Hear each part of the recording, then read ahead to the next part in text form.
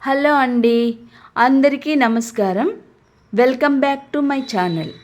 మోహిత కథ తరువాత భాగం తెలుసుకుందాం. తరుణ్ వాళ్ళమ్మ మోహితాని తరుణ్ని పెళ్లి చేసుకోమని అడుగుతుంది. మోహిత అప్రతిభురాలు అయినట్టు వారందరినీ చూస్తూ నిలబడి ఉంది. తరుణ్ని తను పెళ్లి చేసుకోవడమా? ఏమిటి వీళ్ళంతా అనేది? అసలు వీళ్ళు ఏమనుకుంటున్నారో వీళ్ళకి తెలుసా? 4-5 రోజులు గడిచిపోయాయి. ఈ 4-5 రోజుల్లో ఒకసారి మోహిత ఆఫీస్కు వెళ్ళడానికి బయటకు వచ్చింది. వరండాలో ఒక చెయ్యి వెనక్కి పెట్టుకుని దీర్ఘంగా ఏదో ఆలోచిస్తూ నిలబడ్డాడు తరుణ్. మోహిత పక్క నుంచి వెళ్ళడం కూడా గమనించలేదు. మోహిత కారు తీసిన శబ్దానికి ఉలికిపాటుగా చూశాడు. మోహిత వెళ్తూ తల తిప్పి చూసింది. అతను పేపర్ తీసుకునే నెపంతో అటు తిరిగి నిలబడ్డాడు. పరిమళమ్మ గారిని హాస్పిటల్కి డాక్టర్ చెకప్కి తీసుకువెళ్ళాలి. తరుణ్ తెలిసిన ఫ్రెండ్ కారు తీసుకువచ్చాడు. మోహితకి కారు ఇవ్వాల్సిన పని లేకుండా పోయింది. ఇంట్లో ఒక మౌన నిశ్శబ్దం రాజ్యం చేస్తోంది. అమ్మ నాన్న చెప్పాల్సిన విషయం చెప్పేసి న్యాయమూర్తి న్యాయ నిర్ణయం కోసం వేచి చూస్తున్న వారిలా మౌనంగా ఉన్నారు. ఆ రోజు తర్వాత ఆ సంభాషణ వారు మళ్ళీ ఎత్తలేదు. వారేం ఆ విషయం మర్చిపోయినట్టు లేదు. వారి కళ్ళల్లో ఎప్పటికప్పుడు తను సమాధానం చెప్పబోతున్నట్టు ఆకాంక్ష. మోహితకి ఇది చాలా ఇబ్బందిగా ఉంది. తరుణ్ మనసులో మాట తెలియకపోతే తన ఆలోచనలు ఎలా ఉండేవో మరి. అమ్మకి నాన్నకి నిశ్చింత అని ఊరుకునేదేమో.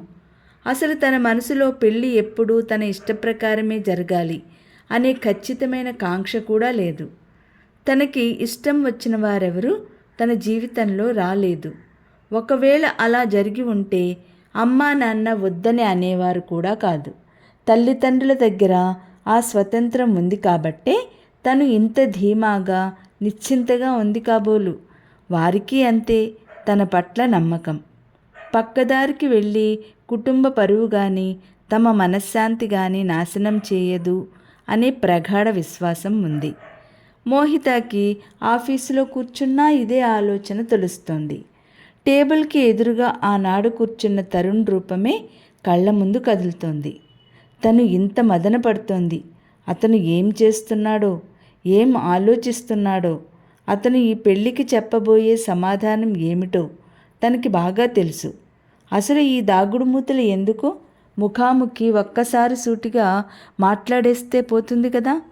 తరుణ్ ఆ పని ఎందుకు చేయడు? తను ఆ పని చేయగలదు. ఇందులో భయం ఏమీ లేదు. కానీ తరుణ్ దొరకడం లేదు. మర్నాడు సాయంత్రం మద్రాసు వెళ్ళిపోయాడు. అతను 2 రోజులకి తిరిగి వచ్చే వరకు ఇంట్లో అందరూ హైరానా పడ్డారు. వచ్చిన తర్వాత అతను మోహితకి ఎదురు పడకుండా జాగ్రత్తగా బయటికి వెళ్ళిపోతున్నాడు. రమానందం మామయ్య కొడుకు అంటే తన మనసులో భావం మరోలా ఉండేది. కానీ ఈ తరుణ్ణి అలా స్వీకరించలేదు. అతని మనసులో ఒక అఘాతం ఉంది. అతను ఒక పాషాణం లాంటి నిర్లిప్తుడు. తను తెలిసి ఆ బండరాయి కేసి తల కొట్టుకోలేదు కదా. ఇది పెద్దవాళ్ళకి చెప్పినా అర్థం కాదు. ఉషా భారతి వచ్చారు. ఏమిటి మోహి అలా ఉన్నావు? ఏమైంది? ఆదుర్దాగా అడిగారు. ఏం లేదు అంది. నువ్వు ఎప్పుడూ ఏదో చాలా సీరియస్గా ఆలోచిస్తున్నావు. ఏమిటి? అంది ఉష. ఏం లేదన్నానా అంది మోహిత. బుకాయించుకు తల్లి, సంథింగ్ ఈజ్ రాంగ్. మేం హెల్ప్ చేయలేని ప్రాబ్లమా? అంది భారతి. మోహిత అవునన్నట్టు తలూపింది. భారతి నిట్టూర్చింది. అంతే తల్లి, ఈ జీవితం ఒక యుద్ధ వ్యూహం. ఎవరి బ్యాటిల్ వారు ఫైట్ చేయాల్సిందే అంది భారతి చేతులు కట్టుకుని. ఏమిటి అసలు ప్రాబ్లం? ఉష మోహిత భుజం మీద చెయ్యి ఆనించింది. అమ్మా నాన్న పెళ్లి చేసుకోమని పోరు పెడుతున్నారు. పెళ్ళా? నీకా? అప్పుడే? ఛీ! ఉష చీత్కారం చేసింది. మనం ఎన్నో సాధించాలని అనుకున్నాం. మోహి జాగ్రత్త, ఆ మాయాజాలంలో చిక్కుకోకు, అన్యాయం అయిపోతావు. ఉష చేయి చూపిస్తూ బెదిరించింది. నోర్మయ్ ఉష, అందరూ నీలా ఉండరు మోహి. అబ్బాయి ఎవరైనా ఉన్నారా? ఉన్నాడని తల ఊపింది. ఎవరతను? ఏం చేస్తున్నాడు? భారతి అడిగింది. తరుణ్, మన దగ్గరికి వచ్చిన అతను.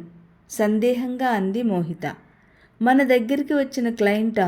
నాన్సెన్స్, నేను ఒప్పుకోను. అది మన మోహితకి తక్కువ సంబంధమే. నువ్వు ఆగు ఉషా. మోహి, తరుణ్ అసలు పెళ్లి చేసుకోడని ఉందిగా ఫైల్లో. అవును, కానీ తల్లి తండ్రి ఒత్తిడి తెస్తున్నారు. ఇటు నా పరిస్థితి అంతే. మా అమ్మ అల్టిమేటం ఇచ్చేసింది. జాగ్రత్త మరి, 100 ఏళ్ల జీవితం. బాగా ఆలోచించుకొని నిర్ణయించుకో అంది భారతి. మోహి, నేను గట్టిగా చెప్తున్నాను. నువ్వు పెళ్లి చేసుకున్నావా, మన ఆశయాలు అన్నీ గోవిందా. నువ్వు ఏం చెయ్యలేవు. ఆ పెళ్ళి అనేది ఒక పెద్ద వల. అది మన మీద పడిందా ఇక మనకి స్వేచ్ఛ లేదు. ఆ వలే ప్రపంచం అని బతకాలి. ఉండు, ఆ తరుణ్కి నేను ఒక ఆకాశరామన్న ఉత్తరం రాస్తాను.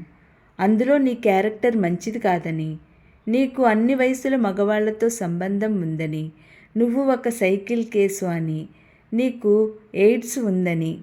భారతి భుజం మీద ఒక్కటి చరిచింది. ఇన్ని చెడు గుణాలు గుప్పిస్తూ వ్రాస్తే అది తప్పక గిట్టని వాళ్ళు వ్రాసిందని అర్థమవుతుంది. ఓకే మోహి, మేం వస్తాం. Be brave. అది నీ వ్యక్తిగత విషయం. నువ్వు ఏ నిర్ణయం తీసుకున్నా best of luck. Bharathi wish చేసి ఉషని లాక్కుపోయింది. ఉష వృత్తిపరంగా ఎంత తెలివిగలదో బయట అంత చిలిపి. అందరినీ ఏడిపిస్తూ అసలు సీరియస్నెస్ తెలియనట్టు ఉంటుంది. ఏదైనా కేసు చేతికి తీసుకుందంటే అది ఎంత క్లిష్టమైనదైనా సరే ఇట్టే పరిష్కారం చెప్పేస్తుంది. ఉషకి సాధారణంగా మనుషులతో సంబంధ బాంధవ్యాలు బాగుండవు. మోహితకి పెళ్ళి అంటేనే సందేహంగా ఉంది.